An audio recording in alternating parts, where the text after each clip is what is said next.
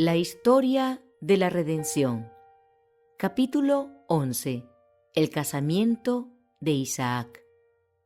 Los cananeos eran idólatras, y el Señor había ordenado a su pueblo que no se casara con ellos para que no lo llevaran a la idolatría.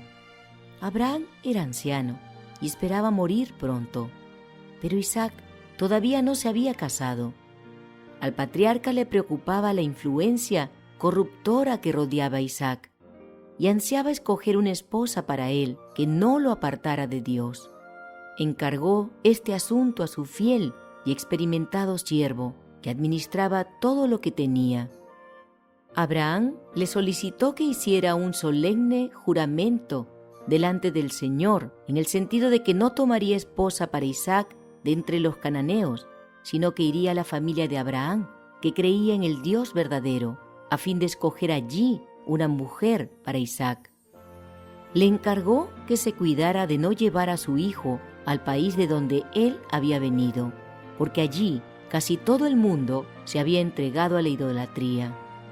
Si no podía encontrar una esposa para Isaac que estuviera dispuesta a dejar su familia para venir a vivir donde él estaba, entonces podría sentirse libre del juramento que había hecho. No se dejó que este importante asunto quedara en manos de Isaac para que él lo resolviera solo, independientemente de su padre. Abraham dijo a su servidor que Dios enviaría a su ángel delante de él para dirigirlo en esa misión. El siervo a quien se encargó el asunto comenzó su largo viaje.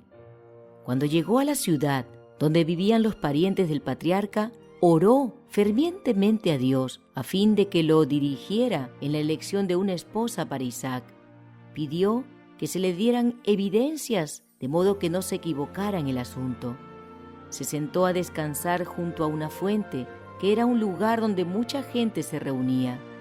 Notó en forma particular los modales agradables y la conducta cortés de Rebeca y llegó a la conclusión, por las evidencias que le había pedido al Señor, que ésta era la que Dios se había complacido en elegir para que llegara a ser la esposa de Isaac. La joven invitó al siervo a la casa de su padre.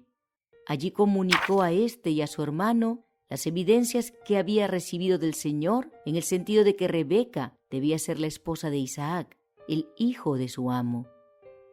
Entonces el siervo de Abraham les dijo: «Ahora, si vosotros hacéis misericordia y verdad con mi señor, declarádmelo, y si no, declarádmelo, y me iré a la diestra o a la siniestra».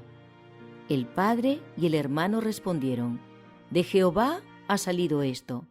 No podemos hablarte malo ni bueno. He aquí Rebeca delante de ti. Tómala y vete, y sea mujer del hijo de tu señor, como lo ha dicho Jehová». Cuando el criado de Abraham oyó sus palabras, se inclinó en tierra ante Jehová.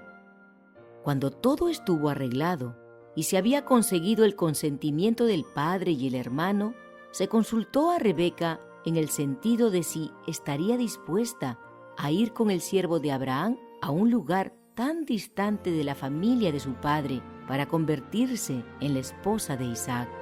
Por causa de lo que había sucedido, ella creyó que Dios la había elegido para que fuera la esposa de Isaac y respondió: «Sí, iré».